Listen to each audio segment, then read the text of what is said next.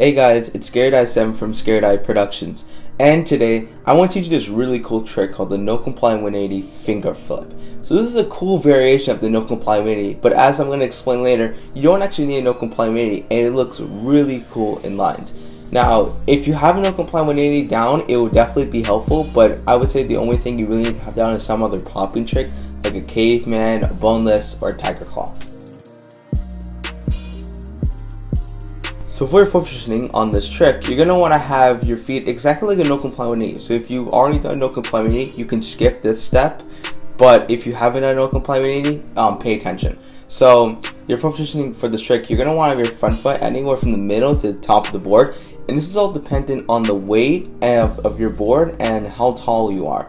And your back foot is the same thing. You can either have it in the center or in the pocket depending on how big your board is. Right? This all depends on if it's harder or easier for you to pop. You have to remember that you want enough power to pop it, but you don't want to lose control of it. So I would say just experiment with this foot positioning and just see what works for you. Step 1 of this trick is going to be the actual popping and catching the board. And so this is actually a very similar step to the first step of the No Comply 180. So if you already have a No Comply 180 on, all you need to do is just practice the first step of catching. But if you don't have a No Comply 180, pay attention. So essentially this first step, like, you're eventually going to take off your front foot only when you feel ready, because you want to be fully stable when doing this trick. So when you feel ready, you're like riding along, you start to bend your knees and you take off your front foot. Once you take off your front foot, the board's going to want to have a tendency to pop up. And so the board is naturally going to want to pop up. And then the next thing, the most important part of the trick is that once the board starts to pop up into the air, you want to grab the board you want to grab the nose of the board with your front hand. Either your left one if you're regular or your right hand if you're goofy, which is going to start to initiate the second step. The second step of this trick is going to be the actual flip of the No Comply 180 finger flip. Now this step's actually very similar to the second step of the boneless frontside flip. So if you already have that trick down, this step won't actually be that hard because you already have a lot of the ideas and concepts down to really apply to this trick. So to start off, once you catch the board by the nose, right, and you're about to initiate the 180 of this trick. So essentially, the main thing I want to emphasize with the 180 is that when you do any sort of 180, you have to turn your arms, and that's because when you turn your arms turn, your body turns, and then your board turns. It's a seamless motion. It just happens. You have to like really experience it for yourself. If you don't really believe me, try 180 on flat, just like a 180 with your body, and you'll see what I mean. It really does help initiate with learning. If you don't turn your arms, you're gonna almost like twist your body.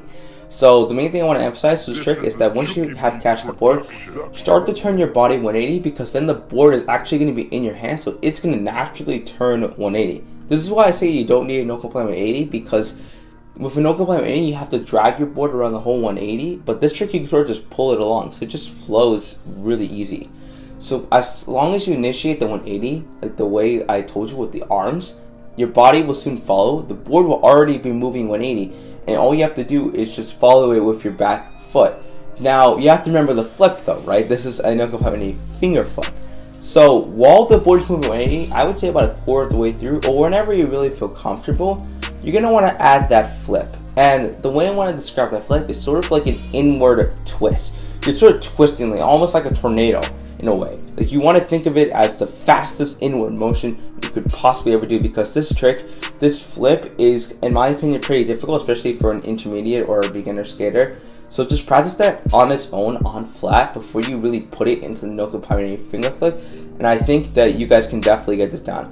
So just to re-emphasize, turn your arms 180, the board starts to turn the 180, and about a quarter of the way through, add that flip, I would say. And then that's going to actually lead into the third step. The third step of the trick is going to be the actual landing and catching of the board. So during the third step, the board is done like that full 180, it has done the entire flip, and now you need to sort of bring everything back down to earth, right? So the way I like to think about this is that you're actually doing the entire motion with your hand. Unlike a boneless frontside flip, you're sort of catching it with your back foot. Your back foot's actually gonna, your front hand in this case is actually gonna stop the rotation, and then your back foot is gonna catch it. So the way this is gonna go is that once the board's on the full 180 and the flip, your front hand is actually going to catch the board so that it stops and doesn't let it overflip. Once you feel comfortable, you can let go, and your back foot that's been right near the board is going to catch the board and keep it stable. That way, whenever you feel comfortable, you can just put your front foot on, bend your knees, and ride away. I see two common errors that could possibly occur during this trick. One could be a miss in flip, meaning you only do like a half flip, but you got the whole rotation down.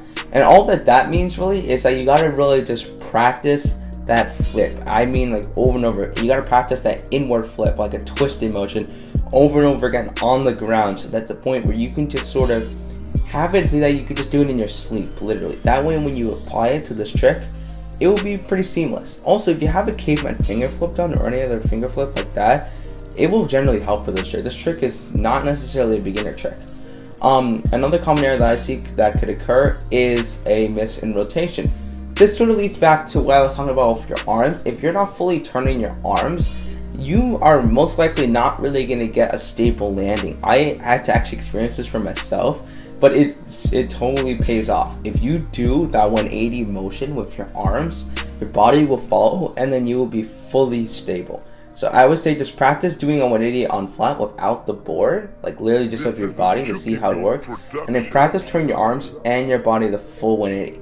Also, you might want to get down like a boneless frontside 180 because that's actually an easier 180 trick that's actually will really help you for this trick. Thank you guys so much for watching this video today. If you enjoyed it, make sure you leave a like and subscribe for similar content.